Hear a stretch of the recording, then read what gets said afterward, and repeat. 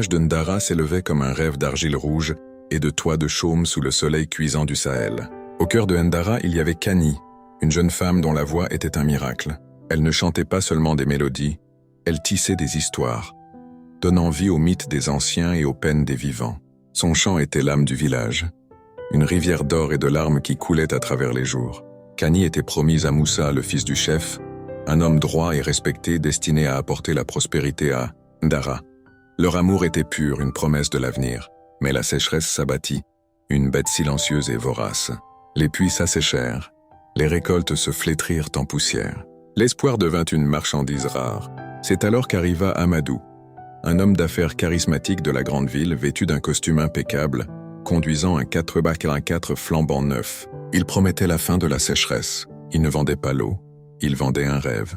Il parla d'un projet d'irrigation massif, d'une pompe moderne qui puiserait une nappe phréatique lointaine. Le prix était exorbitant, impossible pour Ndara. Amadou fit alors une offre sinistre. Il ne demandait pas d'argent, mais une garantie.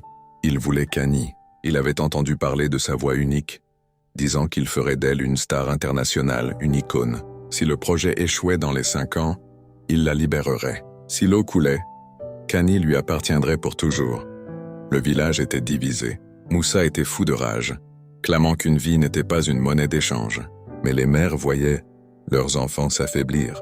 Les anciens, terrifiés par la famine, suppliaient Kani. Dans un acte de sacrifice déchirant, Kani accepta. « Mon chant sauvera mon peuple, même s'il ne peut plus m'appartenir », dit-elle à un Moussa anéanti. Amadou installa la pompe, l'eau jaillit. Ndara fut sauvé. Kani quitta son foyer, son cœur brisé en morceaux. Les 5 années qui suivirent furent une torture. Ndara prospérait. Les champs étaient verdoyants, mais le silence de Kani pesait sur toutes les âmes. Moussa, maintenant chef, refusait tout mariage, vivant dans l'ombre de son amour perdu. À des milliers de kilomètres, Kani devint la voix du Sahel. Sa musique, bien que triomphale, était imprégnée d'une mélancolie profonde. Des millions écoutèrent ses chansons d'amour et de perte, ignorant le pacte qui avait créé son art. À l'approche du 5e anniversaire, le ciel de Ndara se voila. Des signes annonciateurs de la sécheresse réapparurent. La pompe d'Amadou, mal entretenue, commençait à faiblir. Le jour du 5e anniversaire, alors que les puits menaçaient de s'assécher à nouveau et que Kani était censé être lié pour toujours, l'impensable se produisit. Amadou, triomphant, revint à Ndara pour célébrer sa victoire. Il voulait humilier Moussa, prouver que son pouvoir était plus grand. Il laissa Kani chanter une dernière fois pour le village. Kani monta sur l'estrade, vêtue de soie, mais les yeux pleins de l'argile de Ndara. Elle commença à chanter non pas une chanson de star, mais la vieille complainte du village. Un chant secret de pluie et de résistance. Alors qu'elle atteignait le paroxysme de la douleur, un grondement sourd déchira le ciel bleu. La vieille pompe, forcée au-delà de ses limites par un défaut de maintenance caché par Amadou, explosa en un nuage de vapeur et de métal tordu. L'eau s'arrêta net. Le contrat était formel. Kani était lié tant que le projet fonctionnait et que l'eau coulait. Le projet avait échoué au moment précis de l'anniversaire. Amadou hurlait de fureur et de défaite, car non seulement il perdait sa précieuse garantie, mais son projet était en ruine et ses mensonges étaient exposés.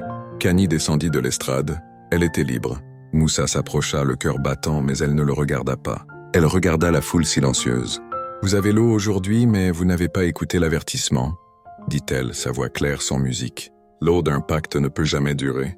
Seul l'effort commun apporte l'eau pure. » Elle se tourna vers la brousse, libre mais non apaisée. Elle avait sauvé son peuple de la faim, mais elle ne pouvait pas le sauver de ses propres choix. Moussa resta là, l'aimant plus que jamais, mais sachant qu'elle était désormais un écho, une étoile trop lointaine pour la tenir à nouveau. La dernière image est une photo de Kani, seule sous un iroko, son regard se perdant au loin, puis un plan large sur Ndara, verdoyant mais maintenant sans la pompe, face à un avenir incertain. Le hashtag « Le chant de la dette clignote ». Est-ce le dévouement ou le désespoir qui a poussé Kani à faire le plus grand des sacrifices ?